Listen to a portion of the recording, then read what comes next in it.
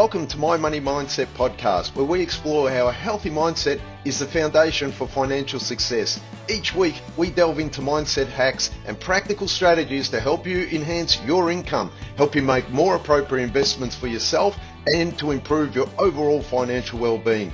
Join us on this journey to transform your financial future by transforming your mindset.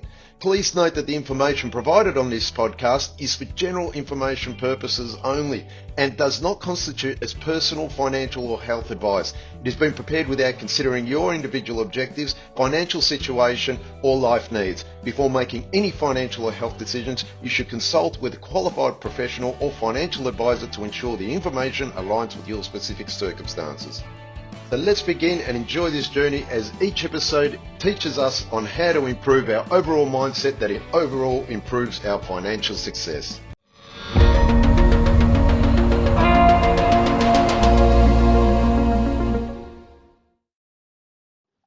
Hey everybody, and welcome to another episode. Today I'm just going to go over what's been actually going on in Australian property as of today. The Australian property market is probably showing that it's clear signs of sort of an upswing. We're seeing that there's been a lot of demand, even though stock levels are a little bit lower in some regions or areas. That we're finding that the expected interest rate cuts and persistent housing undersupply is sort of driving up prices, as in property. So in one way that's good for people that do own property. Another way, people trying to get into the market, it makes it difficult. So the property cycle turning up, let's talk about that. And after a brief dip, what we did find, national average of prices or property prices have been steadily rising probably since 2025, February, I would say, this year.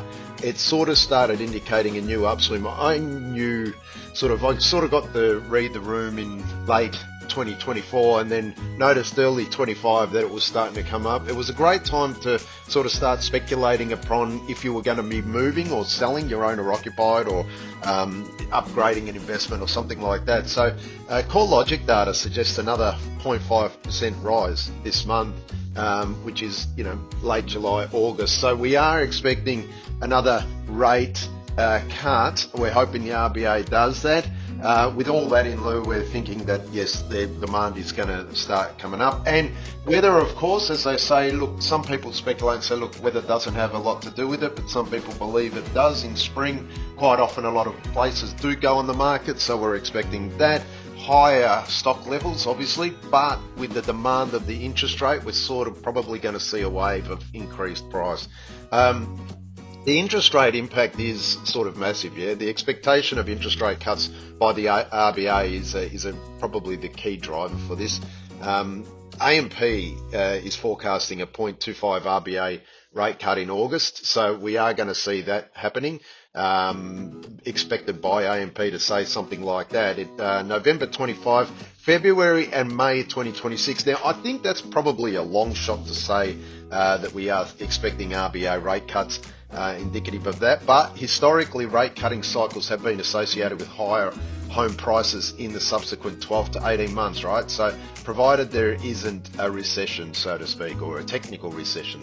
Lower rates boost affordability and borrowing capacity. So what it means by that is basically with any movement of interest rate, we commonly find that the prices will sort of go that way. So if the interest rates go up, the prices sort of start to slow down, and the opposite if they do go down. So chronic undersupply. Australia continues to face a significant housing shortfall, estimated at 200 to 300 dwellings. Now, that's a massive thing for Australians, especially when they're trying to grow and increase population. Building completion times have surged 57% for houses and 65% for units over the last decade due to regulations, costs and labour shortages. So basically what we're saying is we're undersupplied with housing, population's growing, thus for people that are getting into investment properties, it's only going to build rental demand higher, meaning higher rental returns. Now, the affordability remains a challenge because of this, because despite the upswing, Australian housing remains very expensive, yeah? So the housing affordability has deteriorated since the 1990s, with the home price to wage ratio rising. and it takes the average earner around 10 years to save a 20% deposit. So that's massive, right? So if you could expect the people to say, you're having a conversation today and say, hey guys, how much have you saved? And they say, well, we're just starting to save now. Now, on average, as a single person, it will take you 10 years to save.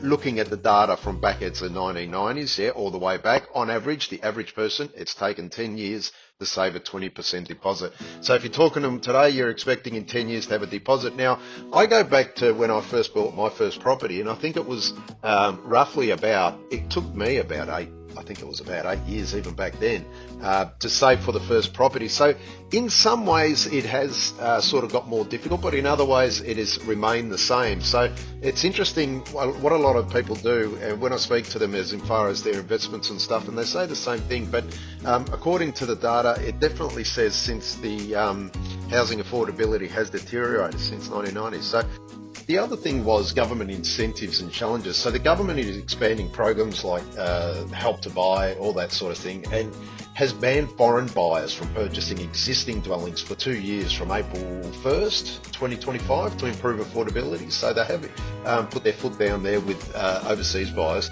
However, the reports indicate that Australia will fall significantly short of the 1.2 billion new homes that we've actually targeted for mid-2029, I think it was. So potentially by 375,000 dwellings, we're going to run short. Now, this is a pretty, in some eyes they say, well, it's not a bad thing, but then in some of people's eyes they say, well, it is a bad thing. Mainly, look, labour and material shortages, high costs, lack of land and complex planning systems have slowed this down, guys, and I see it every day. What can be done about it? Well, just like the government incentive and challenges, we need to reinvent the wheel. As time moves, we've got to move with the times type of thing. So overall, in Australia, national trends are generally positive. There's been significant differences between cities though, like so Perth, Adelaide, Brisbane have been strong performance in the past growth over the past year.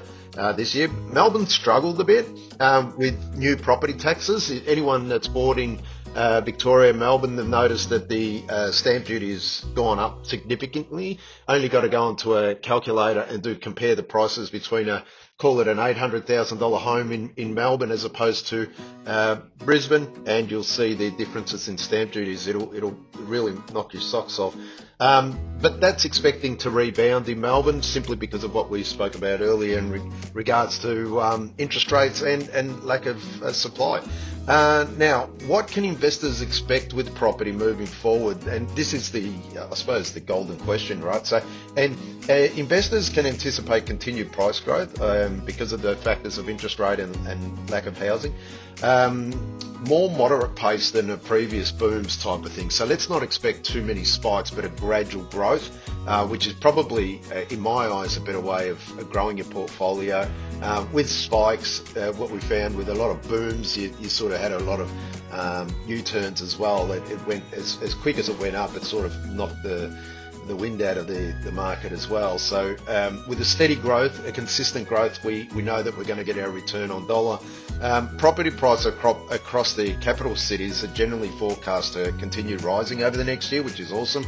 Actually, Domain predicted that the combined capital city house prices rise by about 6% and units by about 5% over FY26. They were speculating. KPMG forecasts house prices to grow by 3.3% in 2025 and 6% in 2026. So there's some interesting news for you. And the unit prices rising by 4.6% in 25 and 5.5% in 2026. So it definitely shows that if you're holding a unit property or considering a unit property, it's probably not a bad thing. You know, it's always speculative to say that houses are better because they actually own the land and that sort of thing. But in this case, with these predictions, you're definitely going to get the return on your money. The interest rate driven demand. Now, lower interest rates are expected to increase affordability and borrowing capacity, which is a massive sin. I've seen that already at the moment with borrowing capacity, doing serviceability calculators for my clients, and they're actually able to now, what would be considered bordering where they couldn't afford it, now they are actually being able to afford it, which is awesome news. And this just realistically triggers off a wave of demand, especially the second half of this year, 2025. especially once the rate cuts become more concrete, right? So for investors, lower rates improve cash flow, potentially shifting properties from negative to positive gearing, which I have also seen, which is amazing. Great stuff. Great news for property investors. Now, supply shortages to persist, the chronic undersupply of housing are definitely going to continue to underpin price growth, right? So in some ways, if you're fearing as though, well, look, what do I invest in? Is it shares? Is it this, that, and the other? This is interesting stuff. These are the key point indicators for why we should continue to invest in property, even though we've seen in the last couple of years, ETFs, shares, Bitcoin, that sort of stuff. There's a lot to be learned, and I'm not saying not to invest in there, but a diversification of investment is important. So remember, the supply shortages of property definitely going to keep the price growth. Now, let's have a look at the focus on units in affordability. Sort of as detached housing prices become increasingly stretched, right? Units and inner and middle ring suburbs of major cities are expected to see rising demand simply because of the housing shortage. So what that means is people can't afford the housing or the cost of the house, so they actually go down to a lower price, which is probably a unit or an apartment or something like that. An aging population, often we see people downsizing, so they're going from a house into a unit or a flat or an apartment simply because it's easier to manage as you get older, that sort of thing. Now, KPMG forecasted a stronger unit price growth in some cities in 2025 and 2026 with apartments, right? Like I was saying before. So that's a really good key point indicator to see that, realistically, so long as you're getting in the property market, it probably would be a pretty good thing for yourself to consider, will I continue renting, or do I continue renting and just buying property rent out, or, as a rent investor, or do I just buy rather than rent, that sort of thing. So do the numbers on that. Rental yields also was another thing that I wanted to touch base. While property prices are expected to rise, of course, rent growth has started to slow. So it could lead to slower rental yields if property prices rise faster than rental rates. Yeah. So what that means is basically as the interest rates drop or start to slow down or go lower, people are expecting to sort of jump back onto ownership rather than renting, that sort of stuff. Now, statistically, if you really want to micromanage that point and say, well, hang on a second, what I would always do is have a buffer rate. So if you're expecting rent to come in to your investment property of, call it $650 a week as an average, or $600, I would always do your servicing and your forecasting a lot less, even 10% less. So if it means it's $600 per week, you want to say do your servicing on $540 a week. That's sort of in average, or if you go per year or month, however you prefer to work it out.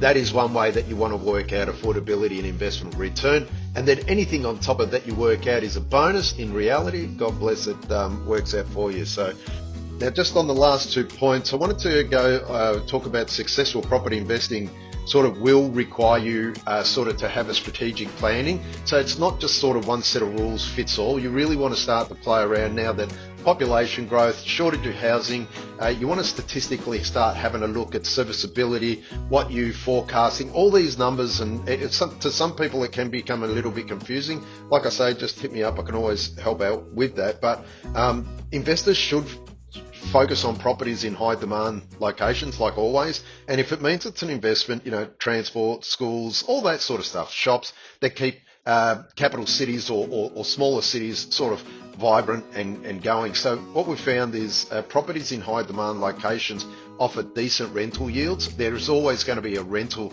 yield that is increasing or higher, and be mindful of sort of potential overpaying, especially when you're going to buy a property, because the demand shortage, once again, drop of interest rates, higher demand, you're probably going to be overpaying for that property. So what I'm saying now is probably the time to start looking if you've got FOMO, if you're missing out of buying at a good price. Bank of Mum and Dad continues to be a significant factor I've noticed enabling home ownership for many, and that is a fantastic way of jumping into the property market. It sort of highlights the ongoing affordability issues that we do have. especially for those that do not have bank of mum and dad or such support as that. It makes it very difficult for them. So whatever which way you can do this. Now, like I said, it's not the be all end all, but we are looking at expecting price to or demand to start increasing, guys. So get ready to start shopping if you are looking for a property. So it's all good news. That was just a quick update for everyone. Hope you enjoyed it. Please reach out if you do need to discuss anything that we have discussed. It is looking good. Fantastic. Well done to everyone who have persevered to save and committed themselves to the investment strategy. And you'll probably start to see the rewards coming into your properties or properties, investments, owner occs, all that sort of stuff. Doesn't matter, so long as you've got your foot in the door. It's a great thing. Those of you who are looking at putting your foot in the door and you don't know where to start, please reach out. It is important to buy wisely. It's not just to react and hear news at what I've just spoke about to then sort of just react, shoot from the hip. It's not. Choose wisely, invest wisely. If it's not your time now, don't rush it. Don't overpay. Don't overpay ridiculous lender's mortgage insurance or stamp duties and fees and stuff, things like that, just because you have a fear of missing out.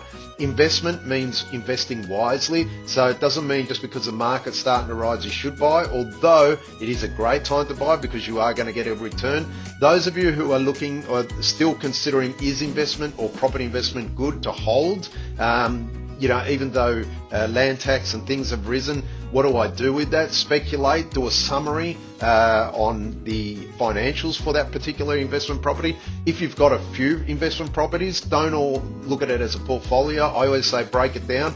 Treat every investment property as like a little business, an independent little business. And always make sure that you've got your finances in place, as in your rental returns, financial year, what that looked like, what were the losses, what were the costs. Treat every property so you know what's going on with that individual property at any given time. It often helps a lot easier than just managing a portfolio, and that even just goes for 2 properties or more, right? So hope that helps. All the best with your savings and your finances, and see you on the next episode, guys. See you.